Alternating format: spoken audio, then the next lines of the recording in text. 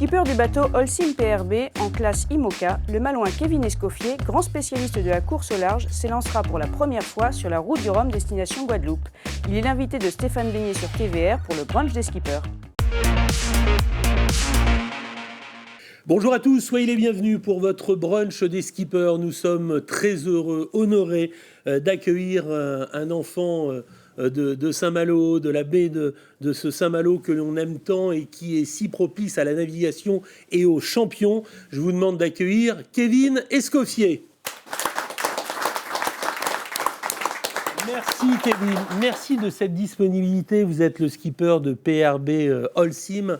Vous allez vous élancer sur IMOCA pour cette 12e édition de la route du Rhum destination Guadeloupe. On est très très heureux de vous accueillir. On a plein de choses à vous dire. Vous allez nous parler de ce nouveau bateau, de ce projet, et puis de cette route du Rhum destination Guadeloupe que vous avez toujours connue. Mais là, ça y est, vous êtes au départ. Hein. Oui, c'est ça, c'est ma première en fin de compte. Eh oui.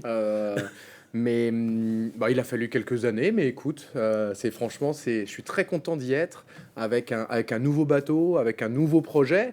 C'est vrai que quand j'ai été choisi pour reprendre le projet PRB depuis maintenant 2018, je me doutais, j'avais l'envie d'être au départ de cette route du Rhum.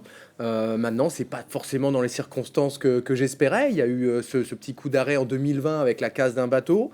Mon sponsor PRB qui m'a renouvelé sa confiance, un bateau neuf, on va dire une évolution de mon partenaire, puisque PRB ayant été racheté par Holcim, société suisse, PRB avait toujours dit que ce serait compliqué pour une PME française d'avoir un IMOCA que à 100% PRB, donc on cherchait un copartenaire, et là, avec ce rachat, le copartenaire est tout trouvé, puisque ce sera la société mère Holcim, avec un programme également qui s'est étoffé, puisqu'à la suite de la route du Rhum, il y aura une Ocean Race, que je connais bien pour y avoir participé 2 fois.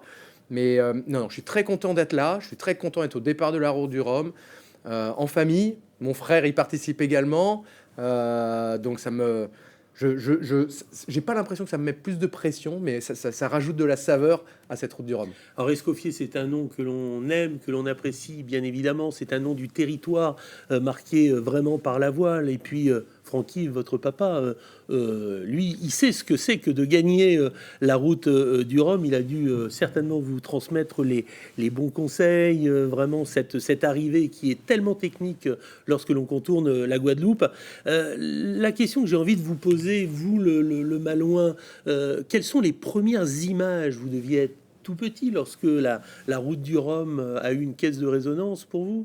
Oui, étant tout petit, mon père était marin-pêcheur à Saint-Malo, et quand on était petit, les bateaux de la route du Rhum se faisaient tracter par des pêcheurs pour sortir des écluses, un petit peu comme ce qui se faisait sur le Vendée Globe à l'époque dans le Chenal des Sables. Et bien nous, on faisait ça étant gamin. C'est-à-dire, j'ai le souvenir où on se levait de bonne heure, de nuit, on allait sur les bateaux de pêche et on tractait les bateaux pour les aider à sortir avant qu'ils puissent lever les voiles et se rendre par eux-mêmes sur le départ à la pointe du Grouin. Donc j'ai ce souvenir-là. J'ai le souvenir aussi d'aller... grâce aux connaissances de mon papa, on pouvait aller sur les pontons et toucher ces bateaux. Je me souviens, étant gamin, que ce qui m'impressionnait, c'était les antidérapants des bateaux de course, qui n'étaient pas des antidérapants moulés comme on voit sur les bateaux de croisière, mais des antidérapants peints, etc. Et pour moi, c'était synonyme de bateaux de compétition. Et je pense que tous ces bateaux-là, les gréements à balestron, les maels surdimensionnés, les catamarans énormes, ne m'ont pas seulement... envie de faire de la course au large, parce que là, il y a eu cette transmission de cette passion de la mer qui vient de ma famille, forcément, une famille de marins-pêcheurs, une famille de coureurs au large, donc il y a l'amour de la mer, mais j'ai aussi, je pense, avec le Rhum, eu cette passion de la technique, de construire de beaux bateaux, des bateaux innovants. Et ça, c'est ce qui a fait le fil de ma carrière jusqu'ici, c'est-à-dire la course au large, la compétition, mais aussi à terre, comment construire un bateau, comment le développer et comment le faire aller plus vite. Parce que le plan Verdier, justement, Holcim PRB, vous y avez travaillé d'arrache-pied pour arriver vraiment avec le bateau qui, pour vous, symbolisait au mieux la technicité d'aujourd'hui. Ouais, j'y ai mis mon expérience. Moi, je suis rentré dans la course au large par la filière technique. C'est-à-dire que j'ai fait une école d'ingénieur. Je suis parti de Saint-Malo à 20 ans pour aller à Paris, puis Montréal, puis les États-Unis pour faire un diplôme d'ingénieur en mécanique des matériaux et des structures. J'aurais pu faire des ponts, des voitures ou des avions, mais j'ai choisi d'appliquer ça au bateau. Je suis rentré de ma dernière année aux États-Unis en partant avec Géant, avec Michel Desjoyaux de Boston pour aller jusqu'à Québec. Québec-Saint-Malo avec mon père. Donc je suis rentré de mes études par la mer en faisant une transatlantique pour attaquer mon projet de fin d'études chez Michel Desjoyaux. Et ensuite, j'ai continué une carrière, on va dire, d'ingénieur embarqué jusqu'au Volvo Ocean Race, jusqu'à PRB et à la construction de ce nouveau bateau. Oui, cette Volvo Ocean Race que vous gagnez en 2018, vous êtes également vainqueur du trophée Jules Verne en 2012. Le record de l'Atlantique Nord, ça c'est pour vous, c'était en 2009, hein, vous étiez tout jeune, et des 24 heures, et puis vainqueur de la Transat Jacques Vabre en 2005, c'était en multi 50, vous êtes deuxième en 2019, le palmarès ça vous connaît, on est quasiment persuadé que pour un coup d'essai de cette route du Rhum, on croise les doigts pour le coup de maître. Hein. C'est tout ce que je souhaite. C'est tout ce que je souhaite pour moi, pour le projet, pour l'équipe aussi, parce qu'il ne faut pas oublier que ce sont des courses en solitaire, mais derrière, il y a le travail, j'allais dire acharné, il y a le travail de gens passionnés qui font qu'on a la chance d'être au départ, qui font qu'on a la chance d'avoir un beau bateau, d'avoir un beau projet, et ne serait-ce que par respect pour le travail de ces gens-là, il faut tout donner. Après, ça reste de la voile, il y a de la fatalité, c'est des prototypes, il y a des casses mécaniques, mais par contre, il faut surtout ne pas avoir de regrets sur l'énergie qu'on y met, sur l'intensité qu'on y met. Il faut tout mettre, surtout dans la première semaine. On sait qu'on part de Saint-Malo, tout le monde connaît ici de temps en temps les petites dépressions qui peuvent arriver et lécher nos côtes. Il y a la Manche, les cargos, le golfe de Gascogne. Donc c'est intense, il faut être prêt physiquement, il faut être prêt psychologiquement. Mais je pense que, en tout cas, j'aurais aucun regret sur le travail qu'on a fourni cette année et demie pour être au départ du Rhum. Et j'ai envie de mettre toute l'énergie possible pour respecter le travail des gens autour de moi. Vous nous la transmettez, cette énergie vraiment positive. Il y a une question, Philippe Joubin, le grand spécialiste des questions voile à Ouest France, il a une question à vous poser, Kevin. Kevin, vous êtes d'une famille malouine, très liée à la route du Rhum. Vous partez cette année sur un nouveau bateau. Alors qu'est-ce que ça représente pour un enfant de Saint-Malo de prendre le départ de la route du Rhum ? C'est vraiment la course aujourd'hui. Moi, il y avait ce qui me faisait rêver étant gamin, il y avait 2 grandes courses, plus que le Vendée Globe. Aujourd'hui, quand on est en France, on parle souvent du Vendée Globe et on le comprend tout à fait. C'est la course autour du monde en solitaire. Mais moi, il y avait 2 courses qui m'ont fait rêver étant gamin. C'était la route du Rhum, parce que tous les 4 ans, on revoyait arriver ces bateaux, on voyait arriver ces personnalités avec du charisme, avec de grands vainqueurs. Et il y avait l'Ocean Race. Oui. Ça me faisait rêver de voir un équipage partir où on voyait les images dans les glaces avec la barbe pleine de glace, les surfs dans le sud. Et ces 2 courses-là, j'ai eu la chance de faire l'Ocean Race. Et ben aujourd'hui, je vis mon deuxième rêve d'enfant, c'est la route du Rhum. C'est une histoire de famille. Là, je loge chez mes parents à Solidor. Je vais faire ma baignade au pied de la tour Solidor le matin. J'ai fait mes études à l'institution Saint-Malo, juste à côté, où on voyait depuis les salles de classe la baie de Saint-Malo. Donc prendre le départ dans cette baie de Saint-Malo, ça veut dire quelque chose. Mais oui, c'est un rêve de gamin. Alors, on peut me demander, est-ce que ça me met plus de pression ? Je suis pas sûr. Franchement, par contre, ça rajoute de la saveur. Ne serait-ce que le convoyage en arrivant de Lorient, en arrivant ici, en passant par la côte nord-bretonne qu'on connaît bien, Bréa, baie de Saint-Brieuc, le Cap Fréhel, voir en arrivant l'Ilago, et passer ses ambres. Là, franchement, avec un bateau tout neuf, un IMOCA avec 4,50 m de tirant d'eau, c'est super. Il faut s'estimer, il faut être conscient de sa chance et il faut surtout la savourer.